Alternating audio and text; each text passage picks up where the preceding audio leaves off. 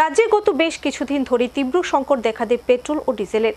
এতে করে চরম দুর্ভোগে পড়েন যান চালকরা। অবশেষে দেরিতে হলেও দীর্ঘ প্রায় 15 দিন বাদে রাজ্যে প্রবেশ করতে চলেছে জ্বালানিবাহী রেল ওয়াগন। রেল সূত্রের খবর অনুযায়ী রাজ্যে ঢুকছে 49 বগি জ্বালানিবাহী রেল ওয়াগন। এই সংবাদ ছড়িয়ে পড়তে গোটা রাজ্য জুড়ে যেন অনেকটা নেমে আসে স্বস্তির হাওয়া। প্রাকৃতিক দুর্যোগের কারণে আসামের জাটিঙ্গা এলাকার রেল যোগাযোগ ব্যবস্থা ব্যাহত হওয়ার কারণে রাজ্যে পেট্রোল ডিজেল সহ পণ্য সামগ্রী পরিবহনে অনেকটা ব্যাঘাত সৃষ্টি হয়। বিশেষ করে পেট্রোল ডিজেলের সংকট মারাত্মক আকার ধারণ করায় বিপাকে পড়েন যান চালকরা। গত কয়েকদিন ধরে আগরতলা সহ গোটা রাজ্য জুড়ে পেট্রোল ডিজেলের তীব্র হাহাকার দেখা দেয়। প্রতিটি পেট্রোল পাম্পে সকাল থেকে লক্ষ্য করা যায় ক্রেতাদের দীর্ঘ লাইন। কবে নাগাদ এই সমস্যার স্থায়ী সমাধান হবে এ নিয়ে চলছিল বিভিন্ন মহলে জল্পনা কল্পনা। অবশেষে সমস্ত জল্পনা কল্পনার অবসান ঘটিয়ে জ্বালানি তীব্র সংকটের মধ্যে এবার খুশির বার্তা দিল উত্তর পূর্বাঞ্চল রেল বিভাগ। রেল বিভাগ সূত্রের খবর অনুযায়ী শনিবার সন্ধ্যার মধ্যেই রাজ্যে ঢুকছে 49 বগি জ্বালানিবাহী রেল ওয়াগন।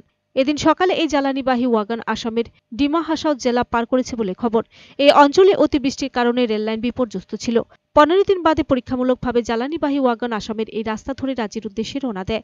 জানা গেছে 49 বগির মধ্যে 19টিতে ডিজেল এবং 30টির মধ্যে পেট্রোল রয়েছে। রেল বিভাগের তথ্য অনুযায়ী শনিবার সন্ধ্যার মধ্যে ট্রেন ধর্মনগরে পৌঁছার কথা। সেখান থেকে সড়কপথে রাজ্যে বিভিন্ন পাম্পে জ্বালানি পৌঁছে যাবে। সবকিছু ঠিকঠাক থাকলে রবিবার বিকেল থেকে রাজ্যে পেট্রোলের যোগান প্রায় স্বাভাবিক হয়ে যেতে পারে। মিটে যাবে জ্বালানি সংকট। প্রসঙ্গত, আসাম ডিমা হাসাও জেলা রেললাইন ক্ষতিগ্রস্ত থাকায় গত প্রায় 15 দিন যাবৎ রাজ্যে পণ্যবাহী ভারী ট্রেন চলাচল করতে পারেনি।